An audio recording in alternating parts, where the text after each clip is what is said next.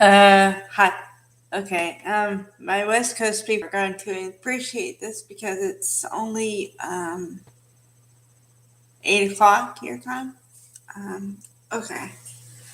Yeah, I thought about doing a 90s nostalgia today because I was either going to do Twisted Tuesday because it's pretty successful for me or something. And I thought of 90s nostalgia because three little things. I watched Never Been Kissed Again. I've watched it a couple times. I would say 4 times, 5 times over the years. But I spread it out where I'll watch it and then I'll watch it a couple years later and like that. And it was made in 1999, so it's the bill. Also, um, 90s. I was watching, I started watching again Dawson's Creek, which was started in 1997, ran to 2003, so 90s. And I took another look at Dharma and Greg, which started in 1997, ran to 2002. Okay. Never Been Kissed. I think, hold on. I think I like it because no matter how old you are or anything, most people can relate to two things in the story definitely, and you can probably relate to the rest of it also. Um, if people aren't high school aged when you watch it, you can flash back into your high school experience, and for most people, it was either rough or you didn't have, it was either, in my experience, it was either you had a lot of friends or you're the popular one or you're not, and you're kind of middle of the road, or you're nerdy and you have only a couple friends, and you keep saying to yourself that life is going to get better once you get out of high school. um I fit into the latter crowd, the nerdy, a few friends, but I knew who my friends were, and some of my friends from high school I'm still friends with today, so that says a lot. Also, it's okay to be smart. Actually, it's good to be smart, because later on in life you realize that looks and popularity ish aren't the most important things, and actually being able to think for yourself and all the other stuff is really valuable. So, and guys and people in general appreciate it as you age. Um, okay. So, also, this is an all star cast, but also I like the fact that Drew Barrymore, was involved majorly in this film. She produced it. It's under Flower Films, which apparently she likes flowers a lot because her book title is Wildflower and her other endeavors are flower named products. So she likes flowers. And also Molly Shannon is in this, and David Arquette and Michael Vartan. He plays Sam Colson, the popular teacher that Drew Barrymore ultimately falls in love with. Which I've said this before, I'll say it again. He's a good actor on the base of it anyway, but on top of which he's hot. And I'm sorry, but I can notice when someone is hot. Um, so yeah. Okay. Molly Shannon, you might remember from Super Bad, I think it was, or the Van Tamp things where she played the uncool girl who was kind of a nerd and whatever, but she had a friend. So basically, she's played the off the wall character her whole acting career. She was also in whatchamacallit, Serendipity with John Cusack and Kate Beckinsale, but she played Kate Beckinsale's best friend in that movie as well. So she plays the best friend really well. Um, in Serendipity, although it's not really a 1990s, I don't think it is. It's also a really good movie, and it has a holiday theme, but it can fit in any time of the year. And John Cusack is also from a Hollywood family. John and Joan, they're brother and sister, and they're well-known actors, and they've had acting careers for a long time. I mean, they started in the 80s, and they've had, I'd say, a hit, at least one hit every decade for 30 years. Yeah, I'm not too sure about 2020, but I'm pretty sure each of them were acting in 2010s. So, yeah. Okay, and then Drew Barrymore. So it's Drew Barrymore, David Arquette, and Lily Sobieski. Okay, which there are other people involved too. I'm not trying to slight them. Those are the main characters, and the reason why I remember them is because David Arquette is very noticeable and very memorable because of the way he plays the characters, and also his looks. Like David Arquette, you know what he looks like, and his looks really don't change that much. And also, he comes from another famous Hollywood family, the Arquettes. There's Patricia Arquette, his sister. They're all sisters and brothers and whatever.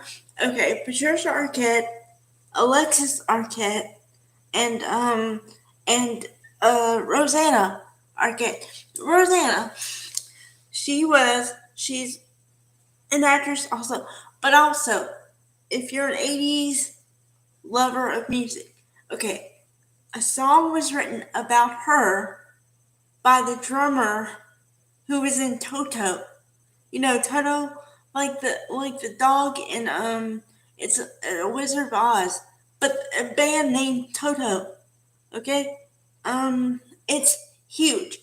I love the song, love the lyrics, love the beat. Yeah, everything. So, um, yeah. Uh, also, um, just David Arquette. Also, if you don't know, he was in the Scream movies up until Scream 3 because what happened is in Scream 1, he met his real life wife for a while, Courtney Cox. And the reason why it was huge when they got together was because they were kind of stars on the rise, but then also it was like opposites attract because Courtney Cox was very serious and David Arquette is like a comedic relief all the time. So, but they lasted for more than 10 years.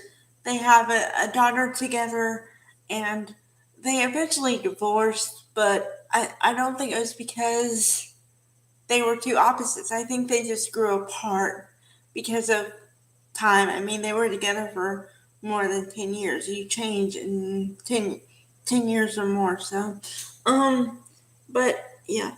Oh, and speaking of 90s, Friends was in the 90s and huge. Yes, it lasted 10 years, but it started in 1994.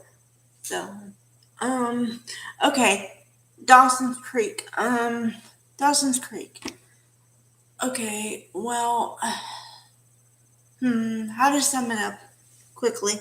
Okay, they're basically high school kids, but with an adult vocabulary and semi-adult problems. Okay, it starred James Vanderbeek, Katie Holmes, Joshua Jackson, and Michelle Williams were the main stars, and then the parents were Mary Beth. No, Mary Margaret Hughes played the mother, and John Wesley Shipp of he was in Guiding Light and some other stuff. You guys would know that are into classic soap would know it more than me, but Alan Locher, AlanLocher, did a pretty good interview, a really good interview with him for an hour, and he went over his whole career, and he's very humble and everything. He's very appreciative of everything he's got. So I really like him. Um, yeah. Okay, and then Mary Margaret Humes um, went on to play the mother role in a couple of movies and bit parts and things. But yeah, she was around. And Michelle Williams, we all know, went from that to she was in the Batman, the Joker with Heath Ledger. Well, they didn't star in that one, but they did do the Brokeback Mountain with Heath Ledger and Jake Gyllenhaal. And then she plays his wife in the movie, and they fell in love in that movie on the set of the movie. Um, and Anne Hathaway was in it too. That's also a great movie that you should check out. Yeah. So, um, but getting back to Dawson's Creek. Okay, Katie Holmes. She was semi-famous. I mean, she played it for what it was worth and stuff.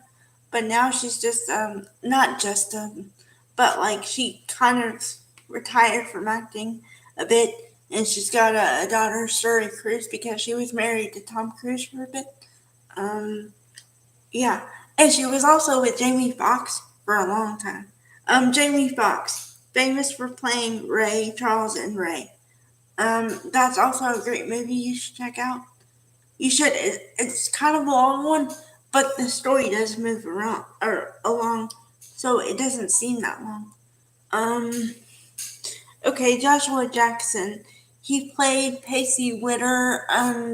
He did a couple of things, but he's most famous for.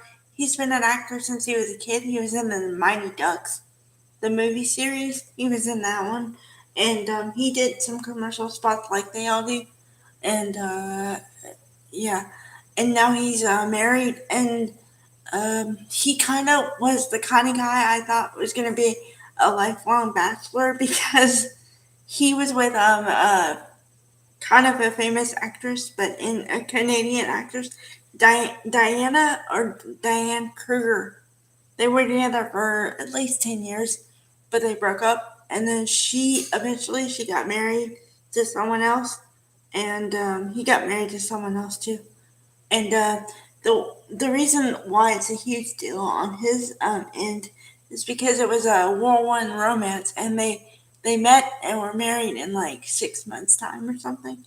Yeah, and yeah, okay.